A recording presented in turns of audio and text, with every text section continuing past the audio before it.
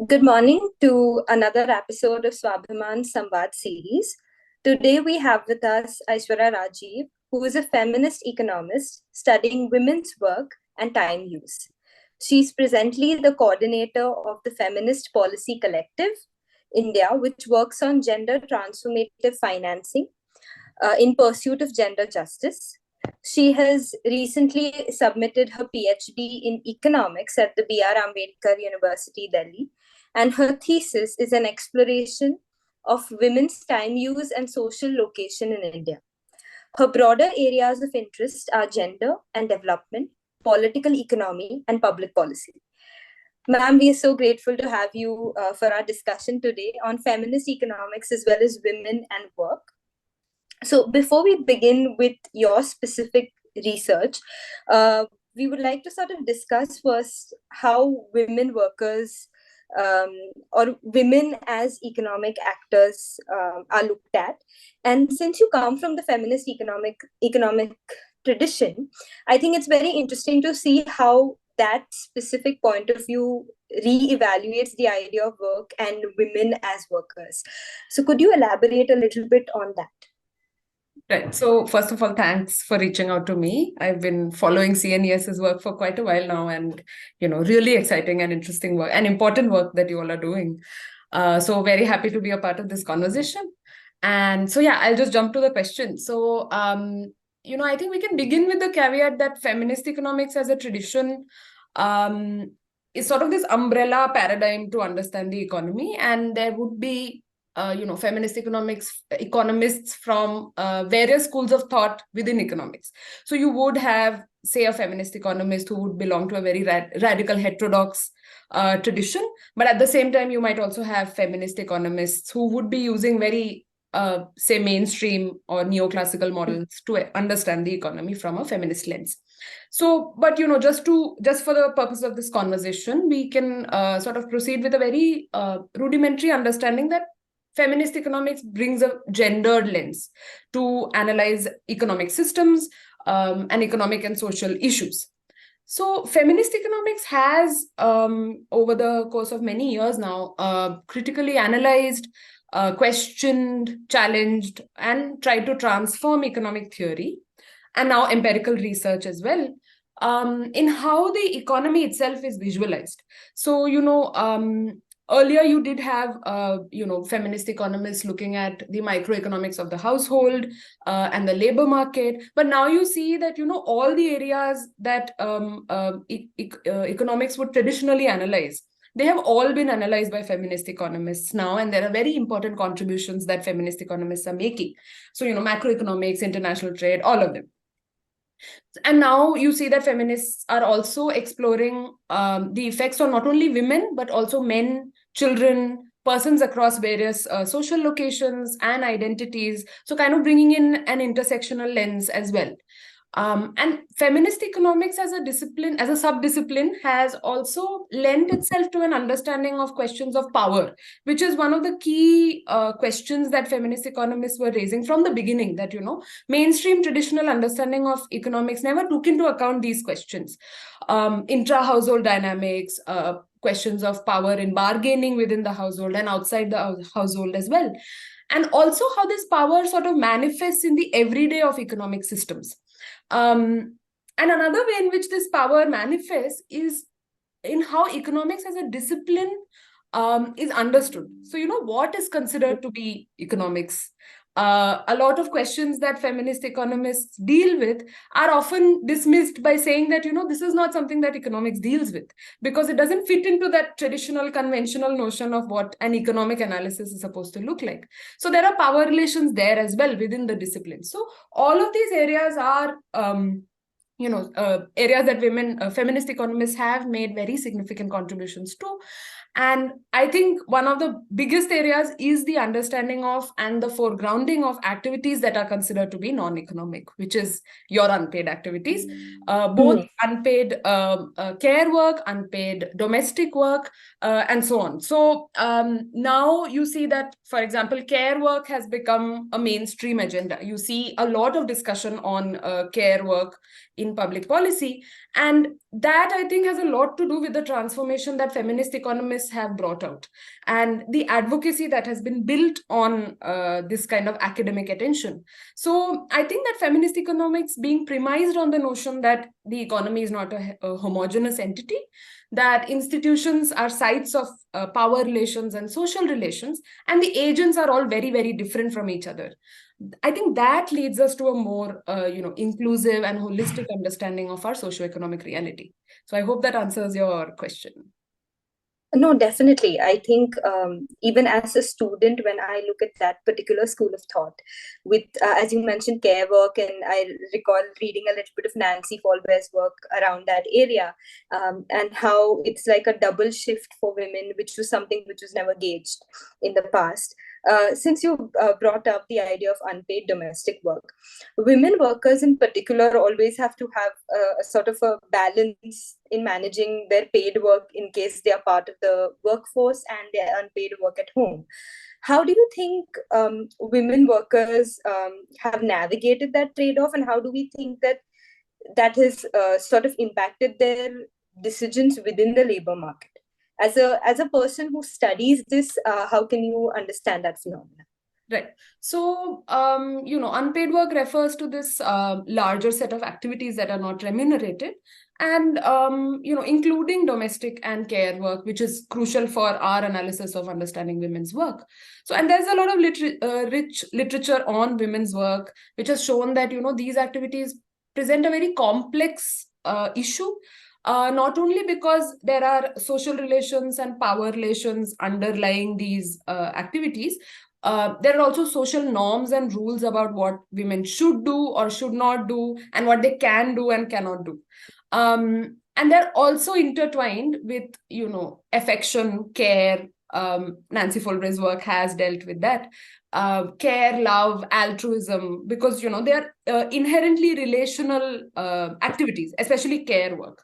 So Folber, Julie Nelson, even Naila Kabir in the Southern context have dealt with these questions. And very recently, Ashwini Deshpande and Naila Kabir have shown that women, it's the fact that women are held primarily responsible for unpaid domestic work, and especially domestic work, which influences their decisions around paid work. So we see that they found that it reduces their probability of undertaking paid work. But we also see that women who undertake paid work try to pick up paid work which is compatible with the burden of unpaid work that they just necessarily have to do. And, conventional discourse taught us that paid work is the solution. You bring more women into the labor force, which is true. I mean, but that's just one part of the story. Diane Nelson and many others have shown that it's not just involvement in paid work, because you also have to look at what being part of that paid work entails for the woman as an economic agent. So often women might be bringing in money through paid work, but do they actually have control over that money? And that is where the question of intra-household bargaining and power relations come in. Beena Agarwal, Amartya Sen, and Naila Kabir have worked on this across contexts. But even if a woman is able to retain control over her earnings, for example, there are also associated costs that just being part of the labor market brings in for a woman. And linked to that is the question of the income effect, because when there is more income coming into the household, and there's an upwardly mobile household, caste and class play a very crucial role here. So the status becomes very important. And then you see that women are withdrawing as there is an apparent movement upwards along the caste and class hierarchy.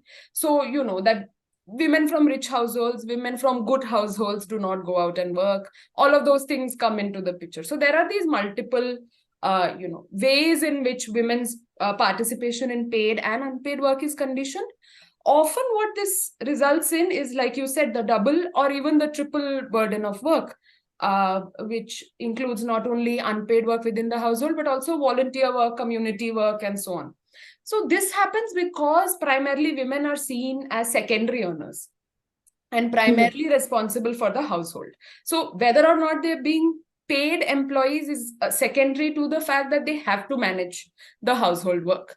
And this is linked to the sexual division of labor, which kind of dictates how, what activities women are naturally good at, which activities men are naturally good at. So, then women are relegated to the household. And so our work on time use, which there's a paper that I co-wrote with my supervisor, Deepa Sinha, which draws from the work that I did for my PhD from the India Time Use Survey. And we found that even though being part of the labor force reduces the probability of women undertaking unpaid work by a bit, and the time spent on unpaid work also reduces when women are part of the labor force.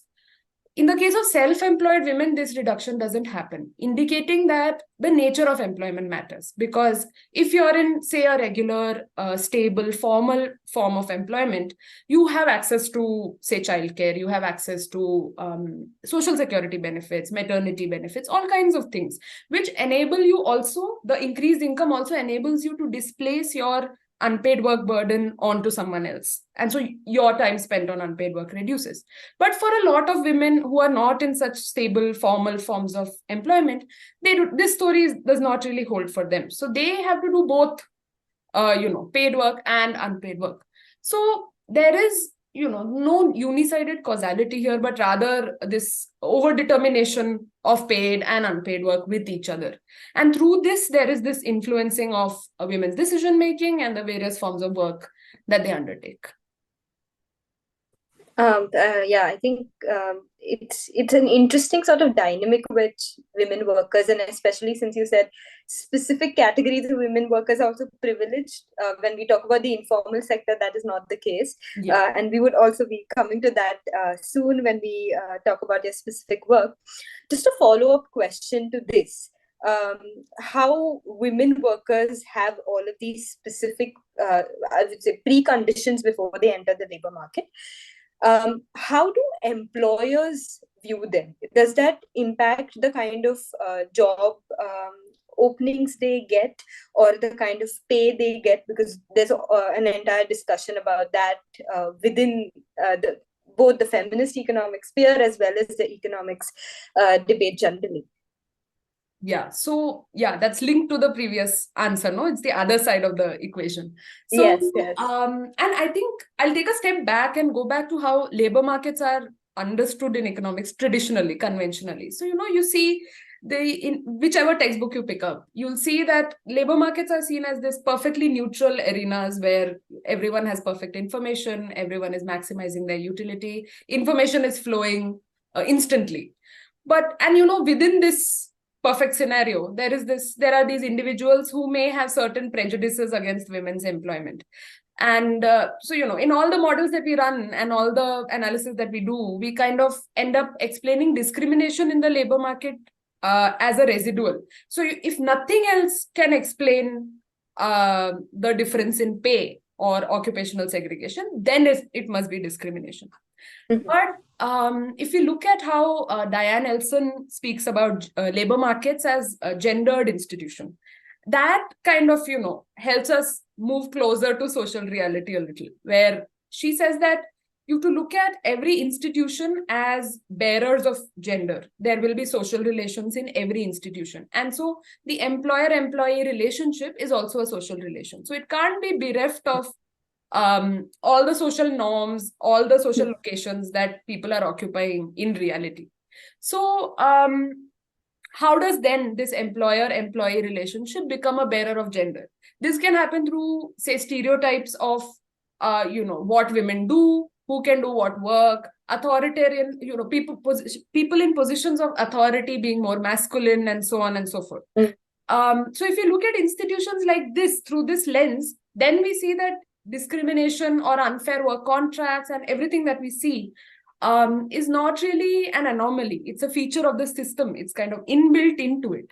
So, and this we can link to, say, what Jayati Ghosh speaks about when she says that there is this liberalization, casualization, which is flexible labor regimes which are happening. And in this scenario, women are the best choice because, they have lower reservation wages than men. They can be hired and fired at will. Their life cycle changes are cited. to pay them less or terminating their employment. And there's a lot of work which was done post-pandemic also, which showed that women were much, much slower to regain the employment that they had lost. Mhm. A larger proportion of them never ended up going back to work. So what happens is that there is this coupling of this pushing down of their wages in the labor market along with the unpaid work that they do within the household. And both of these things kind of work together to keep costs down in the economy. And I'll just end this answer by, relying on some narratives that I found during my fieldwork for my PhD, where I was speaking to women about their experiences of trying to navigate the job market or the labor market. And I had instances of women where both the husband and the wife were looking for jobs after the birth of a baby. And the woman was constantly asked directly or indirectly as to who would be managing the household work, who would be taking care of childcare. And she invariably ended up not getting the job when such questions were asked of her. And this is when she's living in a situation where there are, the husband's parents are also with them. And the man in the same situation was not even asked this question even once.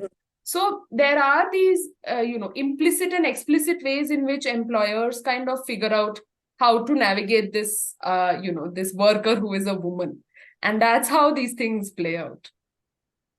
No, that is so true. I remember reading about the maternity tax which women have to pay. I think that is something which colloquially is used when we discuss these ideas of women and work. Coming to a specific work with regards to women essential workers during the pandemic. When we talk about essential workers, again, a lot of them come from the informal workforce, especially women, where they do not have proper pay or any job security or social security. So, especially in the informal sector, how tough is it for women to sort of get jobs or stay relevant in the labor market? Because here they don't have any other woman to lean on for their unpaid work. So how does that sort of play out in a general situation, and how was that drastically impacted during the pandemic? Because everyone knows that India has a lot of informal female labor force participation in the domestic care work sector, where a lot of people who come at people's houses to help them with these unpaid work and domestic work. And during the pandemic, everything shut down. So they lost their job. So how do you think those things can be looked at? So, you would know that more than 90% of women, Indian women who are in paid jobs are in the informal sector. And I think one is that most people who enter informal, so there's informal sector and then there's informal forms of employment. Both are, of course, not great for women, but most people enter these forms of informal employment not by choice, but because they don't have any other employment opportunities in the formal sector, or this was the best opportunity that they got given their situation. This, and also the fact that there might be an absence of any other way of earning a living, so it has links to poverty. This is the gender dimension of poverty as well. So working in this sector or working in these forms of employment often leaves women without, of course, pay is irregular and very, very precarious and low. But there's also no protection of labor laws. There's no benefits, no social security benefits. So they don't get pension, they don't get health insurance or paid sick leave, things that people in regular employment, informal employment take for granted. And they routinely work for very low wages. And coupled with this is very, very precarious and unsafe work conditions, which also includes the risk of sexual harassment, because again, the POSH Act doesn't really help them there. So these are only the short-term issues that women in the informal sector deal with. There are also long-term consequences for women who work in this sector for a very long time. So I think it was UN Women who found that globally fewer women receive pensions, and a large part of that is because they're in the informal sector. So as a result, now more elderly women are living in poverty because they never had access to pensions. Childbirth is another area where, in the absence of maternity benefits, many of the women in precarious forms of employment just rush back into work because they just simply don't have the luxury to rest and recover, which has severe consequences for their health. And this was also the case when I did fieldwork. My participants also reported women who were in very precarious forms of work, like sanitation work, like domestic work. Even when I would ask them questions about leisure, what do you do in your leisure time? They would look at me as if I have asked them something so privileged. And I realized my privilege there when I asked them that question, because one of my participants said that if I sit around looking for free time, my family will starve. So, our conception of an average working day for them is just, it's unimaginable, the conditions that they go through while making a living. And so coming back to, so their incomes are, low and fluctuating. And because of this, they also don't have the bargaining power to look for better jobs or better terms of employment. Collective action is a little bit of a problem. They also have low social and economic status. So childbirth is one thing, child care is another. So often you see that women in construction, in the construction sector, women who are doing sanitation work, a lot of them carry their babies with them because they don't have access to childcare. So all of these are ways in which women are grappling with these issues in the informal sector. And it's quite a problem that a large part of women in paid work are dealing with these conditions. So I think taking forward from this debate, I was rather surprised when I read your article and I realized that ASHA workers, who we consider as workers, are not considered as workers by the government. And that took me to this idea. I remember reading an article by Devki Jain where she talks about what constitutes work. And it is so different when we look at it in the global south or even in the Indian context, because when we're looking at sort of families who are farming families where all people sort of contribute there and do work. So how do you think we navigate the idea of ASHA workers who are considered as volunteers and given an honorarium, looking at the amount of work they do and the number of hours they put in? How can we sort of reimagine their roles? And do you think we can negotiate on some level to see that their work gets the due?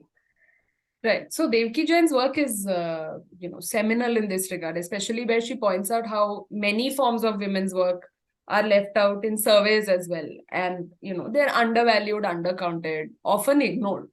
And so beginning from a definition of how we understand work, if you look at NSS surveys, there is this code 92 and 93, which refers to domestic work and expenditure saving activities.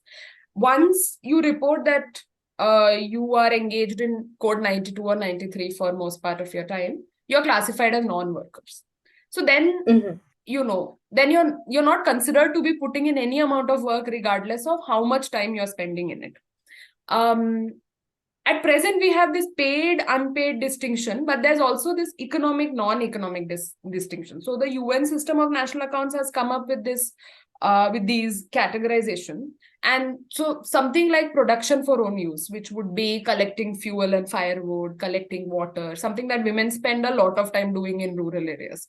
Those are now considered to be economic activities, but they're unpaid. But at the same time, cooking, cleaning, taking care of the children, they're not even considered to be economic activities, because so there's this part where they say that it's considered to be important to society, but not important to the economy. So I think, useful for the society, but not useful for the economy. So of course, then, challenging that requires us to reimagine how we understand work, because can one really say that these forms of work are not useful to the economy? Because if we were to, if these forms of work were not being done by women within the household, and was being done through the market, it would significantly raise costs in the economy. And I don't think that is a sustainable way to do it. So the fact that women doing these activities and are subsidizing the economy, all that they get in return is being told that their work is not really work and their work is not really useful for the economy. It is unproductive and therefore it's unpaid.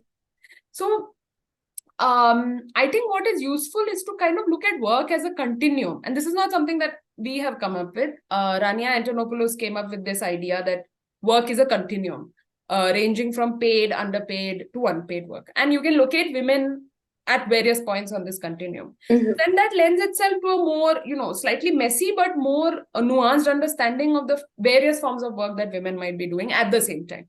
So that also addresses the problem of the double, triple burden, and not understanding women as just doing one form of work, being a worker or non-worker, paid, unpaid. So it helps us move beyond this these silos that we tend to put women's work in.